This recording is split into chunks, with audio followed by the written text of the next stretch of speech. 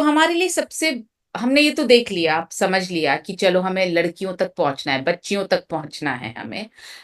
Young बच्चियों तक जिनको जस्ट पीरियड शुरू हुए हैं या जिनको शुरू होकर 2-1 साल हो गए हैं, जो बच्चियाँ कॉलेज में पढ़ती हैं या स्कूल में पढ़ती हैं। अब प्रॉब्लम ये है कि मैं वहाँ तक पहुँचूँ कैसे?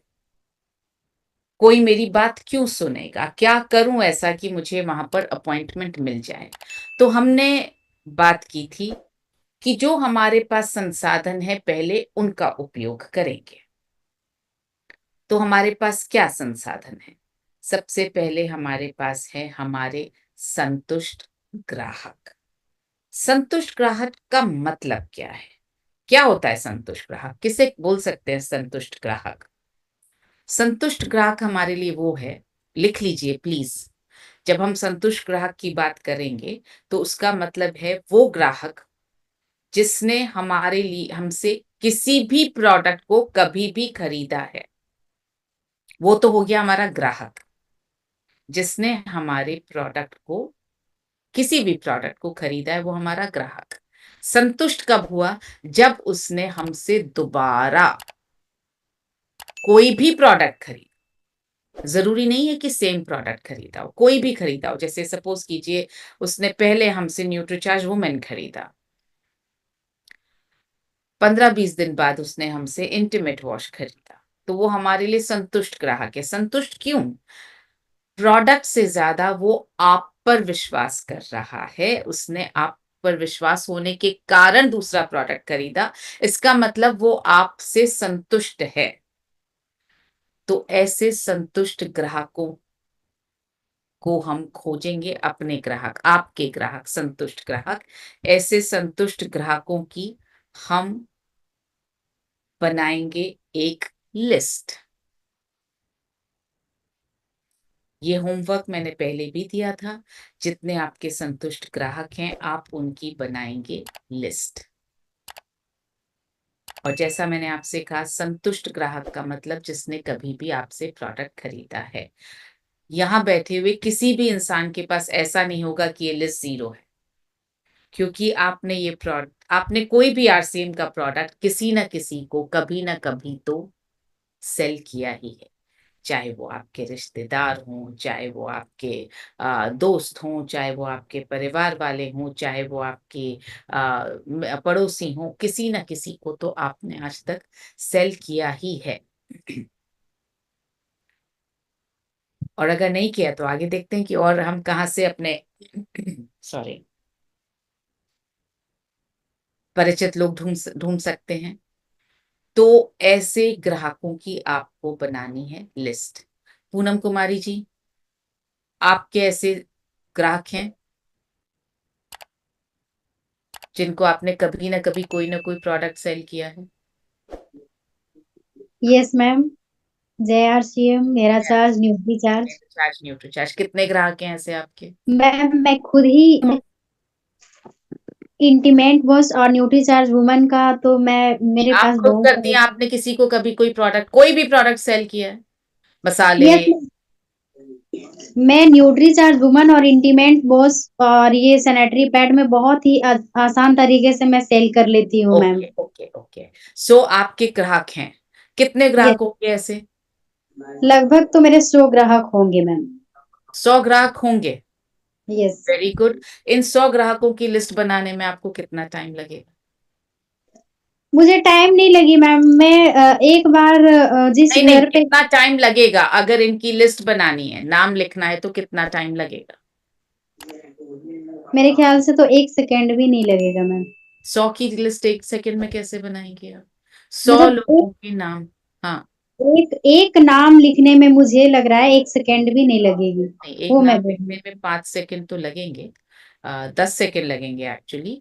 तो 10 × 100 अगर हम करें तो 1000 सेकंड। हूँ। Yes ma'am. राइट। तो 1000 सेकंड का क्या मतलब हुआ? कितने मिनट, कितने घंटे? मैम मैंने एक साथ इतने लोगों का लिस्ट नहीं बनाई थी, मैंने धीरे धीरे करके लिस्ट बनाई थी। ठीक है, तो ऐसा करते हैं। Thank you Poonam ji, thank you. So एक काम करेंगे हम, चलिए मान लेते हैं 2 घंटे में हमारी लिस्ट बनेगी, एक साथ नहीं बनेगी, 50 आज लिख लीजिए, 50 कल लिख लीजिए, राइट? इसी तरह से हम सभी को लिस्ट बनानी है, 50 आज, 50 कल, या आपके जितने भी ग्राहक हैं, आप एक बार में बैठकर बना पाएँ तो बहुत अच्छी बात है। इस तरह से आपको अपने सारे कस्टमर्स की एक लिस्ट बनानी है। अभी तक सिर्फ लिस्ट बनाने के लिए बोला है मैंने आपसे और वही करना है आपको। लिस्ट कैसे बनाएँगे? आप एक नोटबुक लेंगे, उसमें क्लियरली लाइन खींचेंगे, टेबल बनाएँगे। पहली कॉलम होगी सीरियल नंबर की, लिख लीजिए प्लीज़, गलती नहीं होनी चाहिए। और एकदम नीट काम करेंगे, सफाई से लिखेंगे। पहला कॉलम सीरियल नंबर, दूसरा कॉलम नाम। सिर्फ आज इतना ही करेंगे। उसके बाद उनसे फ़ोन पर बात करेंगे या उनसे मिलेंगे। फ़ोन पर कल सुबह आप पहले 10 लोगों का फ़ोन नंबर लिखेंगे फटाफट। उसमें आपको मेरे ख़्याल से 5 मिनट से ज़्यादा नहीं लगने चाहिए 10 लोगों का फ़ोन नंबर अपनी डायरी में लिखने में। क्योंकि वो आपके मोबाइल में या कहीं न कहीं नोट होगा, तो वो आप लिख लीजिए और उसके बाद आपको उनसे करनी है फ़ोन पर बात। आपकी लिस्ट अगर 100 की भी बनी हुई है, आप पहले 10 का ही मोबाइल नंबर लिखेंगे और उनसे कल फ़ोन पर करेंगे बात। बात क्या करें? आप उनसे कहेंगे, ये प्लीज़ आप याद कर लीजिए, रट लीजिए ये जो सेंटेंस मैं बता रही हूँ, स्क्रीनशॉट लेके रख लीजिए। आप ये कहेंगे, हम स्कूलों और कॉलेजों में जाकर बेटियों को हेल्थ और हाइजीन के बारे में जागरूक करना चाहते हैं। इनफैक्ट इससे पहले आपको एक और बात करनी चाहिए उनसे। आपको पहले उन्हें धन्यवाद देना चाहिए। किस चीज़ के लिए? कि आपने हमारे प्रोडक्ट को चुना, कि आपने अच्छी क्वालिटी के प्रोडक्ट्स खरीदे। आपने अच्छी क्वालिटी के प्रोडक्ट्स खरीदने का निर्णय लिया, इसके लिए आपको बहुत-बहुत धन्यवाद। उसके बाद आप उनसे कहेंगे, हम स्कूलों और कॉलेजों में जाकर बेटियों के स्वास्थ्य और हाइजीन पर उनको जागरूक करना चाहते हैं।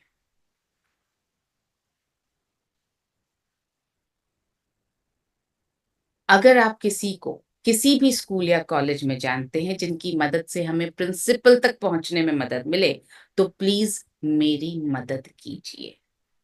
किसी को भी जानते हो, वो चाहे टीचर हो, चाहे लाइब्रेरियन हो, चाहे वाइस प्रिंसिपल हो, कोई भी स्टाफ का मेंबर हो, जिसके ज़रिए हम प्रिंसिपल तक पहुँच पाएँ, तो मुझे इसमें आपकी मदद चाहिए या आपका सहयोग चाहिए।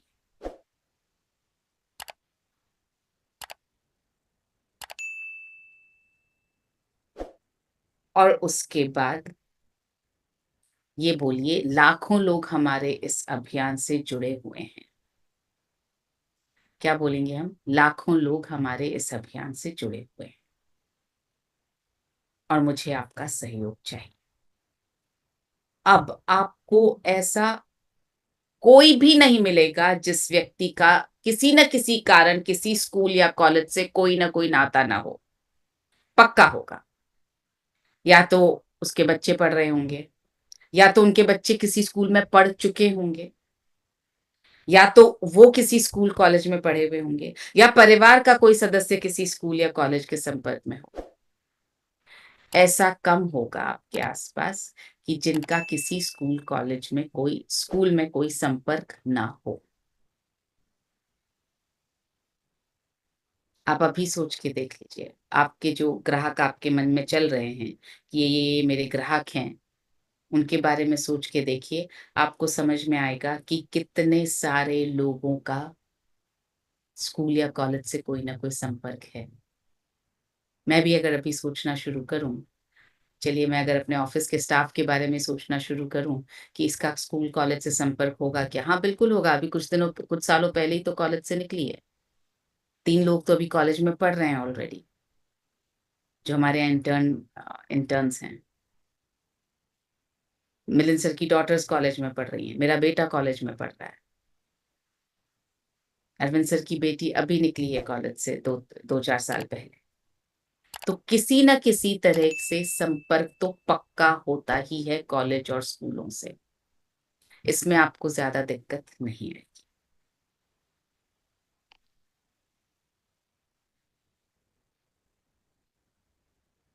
आप जान-पहचान वाले पेरेंट्स और टीचर्स, ये तो आपके ग्राहक थे। अब तक हमने किससे बात की है? संतुष्ट ग्राहकों से। अब जो दूसरा हम बात कर सकते हैं स्कूलों तक पहुँचने के लिए, वो हो सकते हैं आपकी जान-पहचान वाले पेरेंट्स और टीचर्स। हो सकता है ये आपके ग्राहक ना हों, आप उन्हें जानते हो, आपकी बिल्डिंग में रहते हैं, आपके कॉलोनी में रहते हैं, आपके पड़ोसी हैं, लेकिन अभी तक आपसे कभी कोई प्रोडक्ट नहीं खरीदा है, आपके ग्राहक नहीं बने हैं। बस स्टैंड तक आपकी जान-पहचान हो जाती है, आपके ऑफ़िस में काम करते हैं, आस-पास मार्केट में आते-जाते जान-पहचान हो जाती है, बहुत तरह से जान-पहचान हो सकती है ना? तो जान-पहचान वाले जो पेरेंट्स जिनको आपको पता है, या जैसे आपके आस-पास जो छोटे बच्चे, आपकी बिल्डिंग में जो छोटे बच्चे हैं जिनके पेरेंट्स हैं वहाँ पर, तो उनसे, या आपको पता हो कि ये टीचर हैं। आजकल हर जगह पर ट्यूशन टीचर्स मिलते ही हैं। सो आप जान-पहचान वाले पेरेंट्स और टीचर्स से बात कर सकते हैं। स्कूल कॉलेज में पढ़ाने वाले महिला और पुरुष शिक्षकों से बात कर सकते हैं। जो स्कूल कॉलेज में पढ़ाने वाले महिला और पुरुष शिक्षक होंगे, आपको 2 तरह के मिलेंगे। ट्यूशन लेने वाले लोग, जो घर पे जाके ट्यूशन लेते हैं या घर पर, अपने घर पर बुला कर के ट्यूशन लेते हैं। ऐसे लोगों के साथ, ऐसे टीचर्स के साथ संपर्क बनाने में ये फ़ायदा है कि उनके पास बहुत सारे अलग-अलग स्कूलों में पढ़ने वाले बच्चे आते हैं। तो इन ट्यूशन टीचर्स से अगर आप मदद माँगेंगे तो क्या होगा, आपको अलग-अलग स्कूलों के शायद संपर्क में आने का मौका एक ही जगह से मिल जाएगा। ऐसे लोग होते हैं जो एक ही स्कूल में पढ़ाते हैं, तो आप उनसे बात कर सकते हैं। आप थोड़ा-सा सोचना शुरू करेंगे ना, तो आपके दिमाग में आइडियाज़ आने लग जाएँगे, अरे हाँ, ये भी तो हैं, अरे हाँ, ये भी तो हैं, अरे हाँ, ये भी तो हैं। इनसे बात कर सकता हूँ, उनसे बात कर सकता हूँ। और बहुत बार ऐसा होता है कि आप किसी से मदद माँगे और वो बोले, अरे हाँ, मेरे ना वो मेरे दोस्त हैं जो स्कूल में पढ़ाते हैं, मैं उनसे बात करके बताता हूँ। तो आगे से आगे चेन बन जाएगी। तो इस तरह से आपके लिए बहुत आसान हो जाएगा रेफ़रेंसेस माँगना और स्कूलों और उसमें कॉलेजों में अपॉइंटमेंट लेना। आपके बच्चों के का स्कूल, कॉलेज, आपके परिवार के बच्चे जहाँ पढ़ रहे हैं या पढ़ने गए, वहाँ का स्कूल या कॉलेज, उसमें तो अपॉइंटमेंट लेने में कोई दिक्कत नहीं होनी चाहिए। जैसे मैंने पिछली बार भी एग्ज़ाम्पल दिया था, मेरे बेटे को स्कूल से पास किए हुए हो गए 7 साल। पर उसकी दोनों स्कूलों में इतनी जान-पहचान तो है कि मैं फ़ोन करके अपॉइंटमेंट ले सकती हूँ। प्रिंसिपल का नाम पता है, उसके टीचर्स का नाम पता है। अगर मैं स्कूल में जाकर के रिसेप्शन पर जाकर के भी बोल दूँ कि उन्नयन मिश्रा की मदर आई हैं मिलने के लिए, तो इतना तो मुझे मालूम है कि मुझे मिलने के लिए बुला लिया जाएगा। तो अगर कोई मुझसे मदद माँगे या मुझे जाके हेल्थ और हाइजीन के बारे में बात करनी हो, तो मैं कर सकती हूँ। तो अपने बच्चों के स्कूल कॉलेज में, आपके परिवार में कोई पढ़ रहा हो उनके स्कूल कॉलेज में भी आप जा सकते हैं, वहाँ पर आप मदद माँग सकते हैं। इसका स्क्रीनशॉट ले लीजिए प्लीज़। आपकी शब्दावली यही होनी चाहिए। ये आप भूले नहीं, इन शब्दों का उपयोग ज़रूर करना है। हम पूरे देश में बेटियों और महिलाओं के हेल्थ एंड हाइजीन पर अभियान चला रहे हैं। बेटियों, लड़कियों नहीं लिखा है, बेटियों। लड़कियाँ बोलने और बेटियाँ बोलने में बहुत फ़र्क आ जाता है। बेटियाँ जब आप बोलते हैं तो बहुत अपनापन लगता है। लड़कियाँ जब आप बोलते हैं तो ऐसा लगता है मेरी तो नहीं है किसी और की है। तो इसलिए आपको ऐसे शब्दों का इस्तेमाल करना है जिससे आपका अपनापन झलके। तो हम पूरे देश में बेटियों और महिलाओं के हेल्थ एंड हाइजीन पर अभियान चला रहे हैं।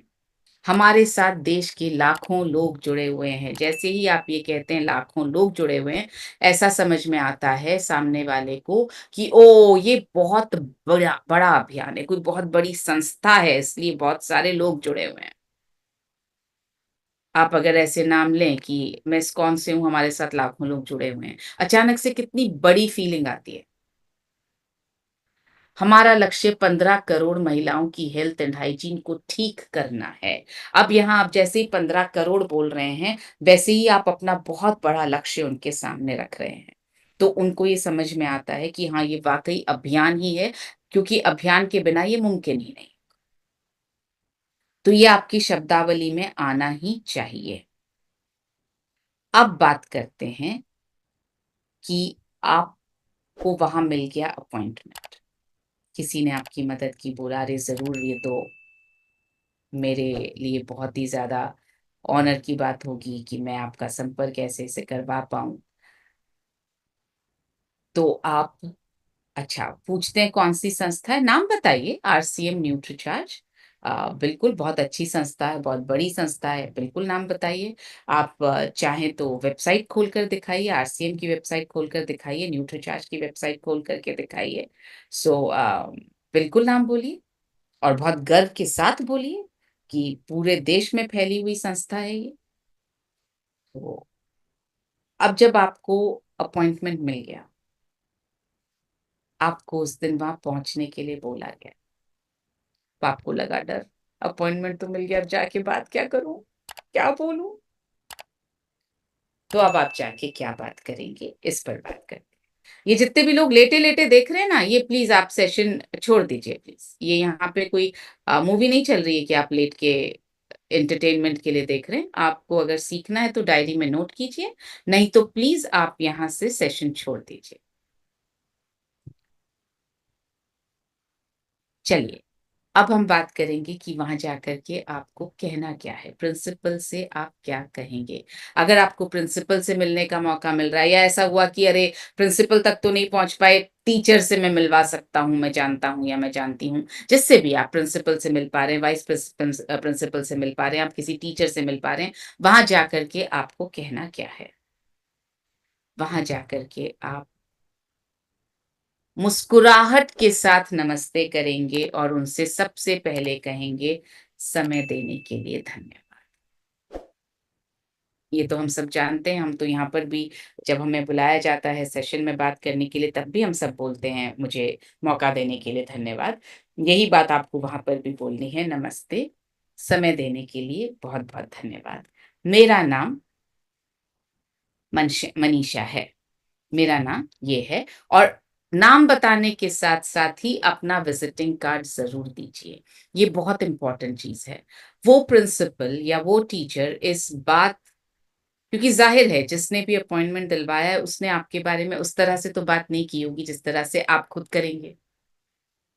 उन्होंने ये बोला होगा मेरे जान-पहचान के हैं, कोई अभियान चला रहे हैं, लड़कियों की हेल्थ पे बात करना चाहते हैं, एक बार मिल लीजिए। अगर आपको भी किसी को रेफ़रेंस देना हो तो हम भी तो इसी तरह से बोलते हैं।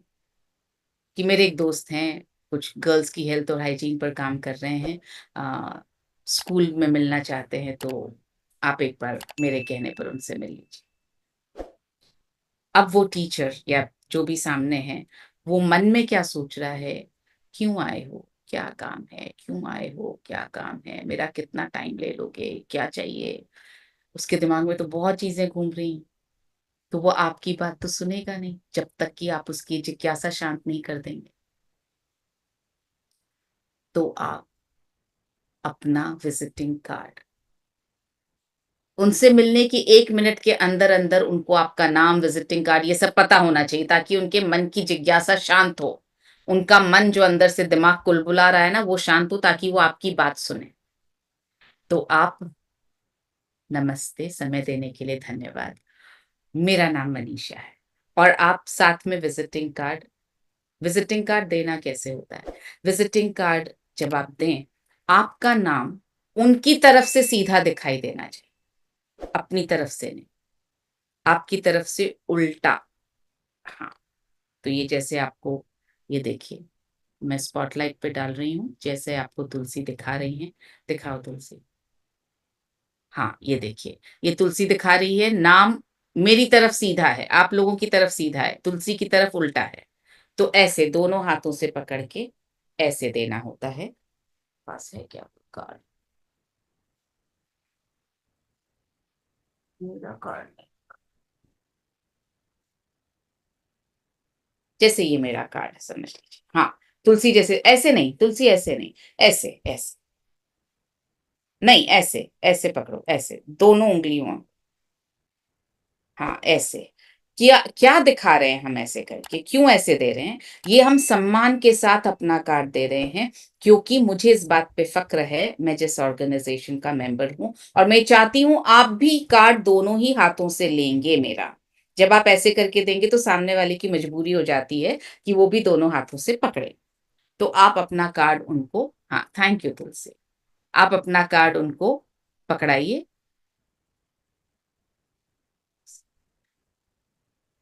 उनको अपना कार्ड दीजिए, और उसके बाद में आप थोड़ी-सी देर, थोड़ी-सी देर मतलब ऐसे घंटों नहीं और मिनटों भी नहीं, कुछ सेकंड आप शांत हो जाइए, उनको उस कार्ड को देखने का मौका दीजिए।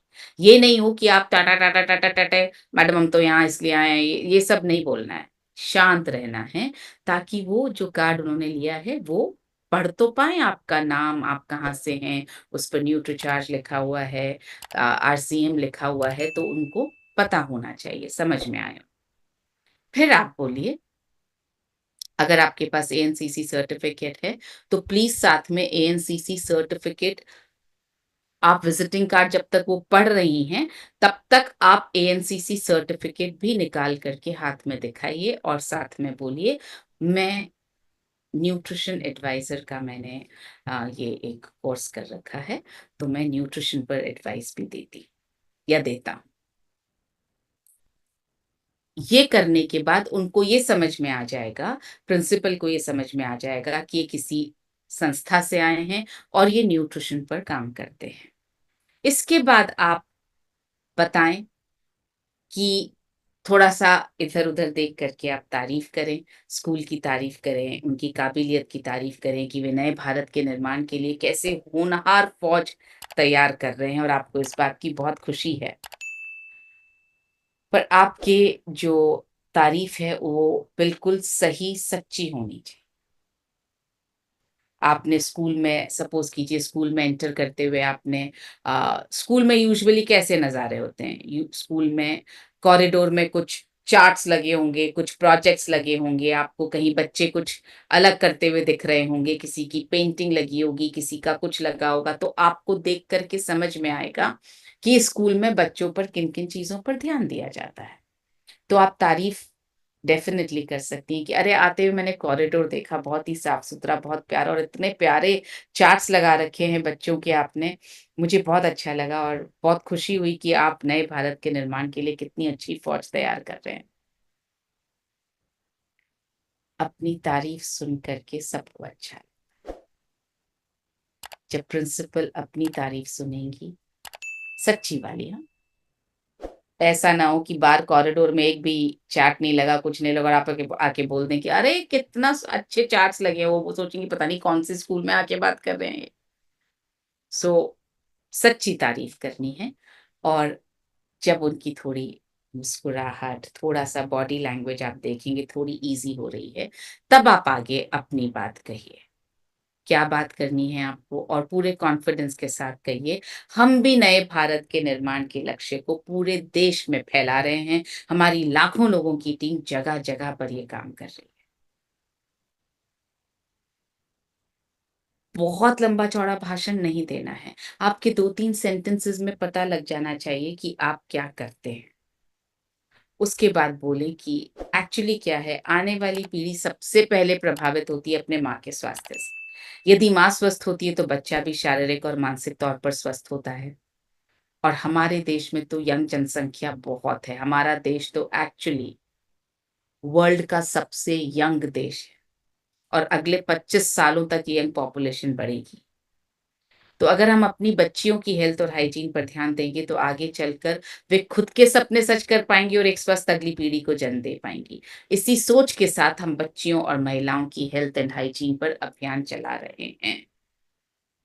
ये आपको ऐसे रट लेना है कि अगर रात को 2 बजे कोई आपसे पूछे कि क्या करते हो आप? तो आप ये बोल पाएँ। बिल्कुल ऐसे रट लें। बार-बार, बार-बार सोते, उठते, खाना बनाते, सुसु करते, पॉटी करते, गाड़ी चलाते, हर वक़्त आपके दिमाग में ये प्रैक्टिस होनी चाहिए कि मैं जाऊँगी तो बात कैसे करूँगी? क्यों? क्योंकि बाकी चीज़ों में तो शायद आपको सपोर्ट के लिए हीमोग्लोबिन एस्टिमेशन बुकलेट, छोटी बुकलेट, कोई पीपीटी, कोई रहेगा, लेकिन यहाँ आपके सपोर्ट में कुछ नहीं रहेगा। पहली बार आप बात करने जा रहे हैं, आपको खुद अपने मन से बात करनी है, सपोर्ट नहीं ले सकते आप किसी का। आपको अपने मन से बात करनी है, तो इतने कॉन्फिडेंस होना चाहिए आपको बात करने में। सो क्या-क्या बताना है? ये बताना है कि क्योंकि बच्चियों का स्वास्थ्य आगे चल कर के अगली पीढ़ी तक को भी इम्पैक्ट करता है, और हमारी तो अगले 25 साल तक हम सबसे यंग देश रहने वाले हैं वर्ल्ड के, तो बहुत ज़रूरी है कि हमारी बच्चियाँ स्वस्थ रहें। इसलिए हम उनसे उनके स्वास्थ्य और उनकी हाइजीन को लेकर के बहुत ज़्यादा जागरूकता फैला रहे हैं। अब बात करते हैं, इतना बोल कर के आपको चुप हो जाना है, उनकी प्रतिक्रिया के लिए वेट करना है। हम बहुत बार जब सामने वाला कुछ नहीं बोलता तो उस गैप को फिल करने के लिए बोलते रहते हैं, और उस बोलते रहने में क्या होता है, आप उस सामने वाले को बिल्कुल वो ऊब जाता है आपकी बातों से, और इंटरेस्ट खत्म हो जाता है उसका आपके अंदर। तो आप ऐसा नहीं करेंगे हम 2 मिनट चुप हो जाएँगे, शांत हो जाएँगे, प्रिंसिपल की रिएक्शन का वेट करेंगे। अगर वो रिएक्शन ना दें, तो आप पूछेंगे, "आपका क्या विचार है इस बारे में?" या "आप तो बच्चियों की स्थिति बहुत अच्छी तरह से समझती हैं या समझते हैं। ये अभियान उनकी मदद करेगा ना, आपको क्या लगता है?" तो इस तरह से आप उन्हें मजबूर कर रहे हैं कुछ बोलने के लिए, कुछ प्रतिक्रिया देने के लिए, और वो बोलेंगे और आप सुनेंगे, तो एक बहुत अच्छा आप दोनों के बीच में ब्रिज बनेगा।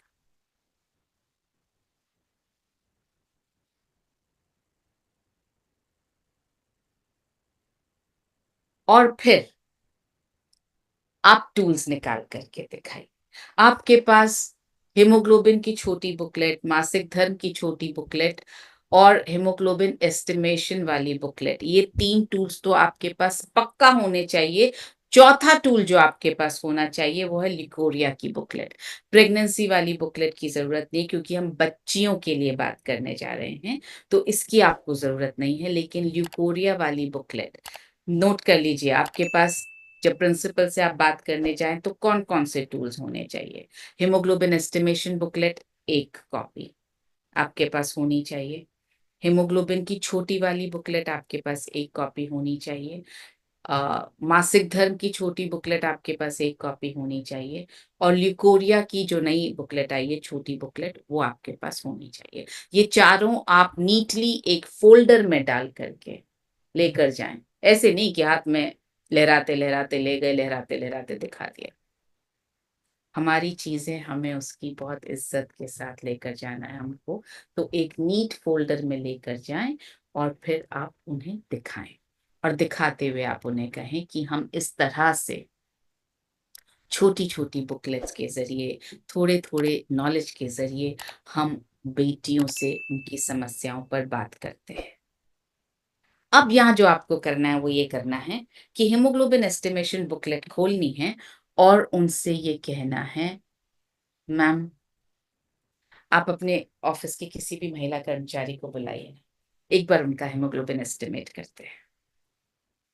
फिर वो कोई भी हो सकती है, उनकी टीचर हो सकती है, बाहर कोई भी सफाई करने वाली हो, कोई भी हो, बोलिए कोई भी किसी भी महिला को आप बुला दीजिए, उनका हीमोग्लोबिन एस्टिमेट करते हैं। आपको नहीं करना है, आपको हीमोग्लोबिन एस्टिमेशन बुकलेट प्रिंसिपल के हाथ में देनी है और उनको बोलना है, आप इनका हीमोग्लोबिन एस्टिमेट करिए। ऐसा करने से आप उनको ये बताएँगे कि कितना आसान है।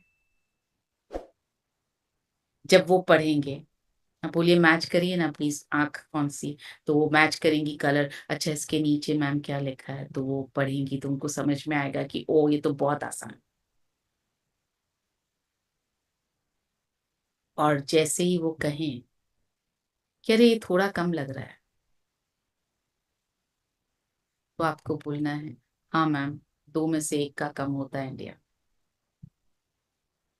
और जब कम होता है तो हम हीमोग्लोबिन बढ़ाने के लिए सलाह देते हैं। छोटी वाली हीमोग्लोबिन की बुकलेट खोल के दिखाइए। कौन सा? पेज नंबर 6, जिसमें लिखा है कि आपको अपना हीमोग्लोबिन बढ़ाने के लिए 1 किलो पालक, 3 किलो बीट रूट, 800 ग्राम छोले, 1.4 किलो किनोआ, इनमें से कोई एक चीज रोजाना खानी पड़ेगी। वो खोल करके दिखाइए कि मैम खाने में इन चीजों से हीमोग्लोबिन बहुत जल्दी बढ़ता है। तो वो हंस देंगी, मैं बोली यार इतना कोई थोड़ी खा सकता है, बेवकूफ बना रहे हो क्या, कैसी बातें कर रहे हो क्या। मैम एक छोटा सा रास्ता और है, शॉर्टकट, लेकिन श्योर शॉर्टकट। शॉर्टकट है और श्योर शॉर्टकट है, मतलब पक्का उससे रिजल्ट आने वाला है।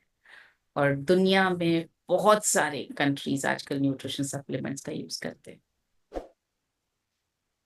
हमारा सप्लीमेंट नहीं, नहीं आप यहाँ पे सेल नहीं कर सकते, नो प्रॉब्लम, सेल नहीं कर, सिर्फ उनको जागरूक करना चाहते हैं। और फिर दिखाइए सैनिटरी नैपकिन और इंटीमेट वॉश, कि हम ये सैनिटरी नैपकिन बहुत कॉटन सॉफ्ट पैड वाला सैनिटरी नैपकिन हम सेल करते हैं। इंटीमेट वॉश के बारे में हम बात करते हैं। नहीं आप प्रोडक्ट सेल नहीं करेंगे, नो प्रॉब्लम, हम नहीं सेल करें। पर जब हम जागरूकता के बारे में बात करते हैं तो ऑब्वियसली जागरूकता पूरी तरह से तो तब फैलेगी ना जब हम उनको उसका सोल्यूशन दे पाए। तो ये सोल्यूशन है। आपके यहाँ नहीं सेल करना अलाउड है, नो प्रॉब्लम, हम सिर्फ जागरूक करके चले जाए।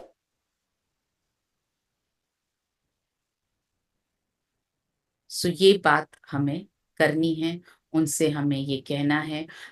कई बार ऐसा होगा, अच्छा फिर से आपको उनकी प्रतिक्रिया का इंतजार करना है कि आप तो बहुत नजदीक से देखती हैं बच्चियों की सेहत को, आपको क्या लगता है कितनी बच्चियों का हीमोग्लोबिन कम होगा, कितनी बच्चियों को थकान महसूस होती है, कितनी बच्चियां छुट्टियां लेती हैं आपकी स्कूल। अक्सर जवाब ये आता है, अरे अरे बहुत बच्चियां कमजोर है हमारे यहाँ। फिर आप बोलिए हम सबका हेमोग्लोबिन एस्टिमेट करके उनको ये सब समझाना चाहते हैं। हमें करीब 1 घंटे का समय चाहिए, और हम छोटे छोटे ग्रुप्स में बात करेंगे तो बेहतर रहेगा। एक बार में एक क्लास की बच्चियों से बात करेंगे, बड़ा ग्रुप हो जाएगा तो आपसे मैनेज नहीं हो पाएगा। और छोटा ग्रुप में आप बात करेंगे तो बात इफेक्टिव होगी और बार बार स्कूल में जाने का आपको मौका मिलता रहेगा। आप साथ में ये भी कहिए हम आपके टीचर्स से भी बात करना चाहते हैं, ताकि इस अभियान में उनका सहयोग मिल सके। और अगर आप किसी टीचर को अपॉइंट कर दें, असाइन कर दें हमारे सपोर्ट के लिए, तो बहुत अच्छा रहेगा।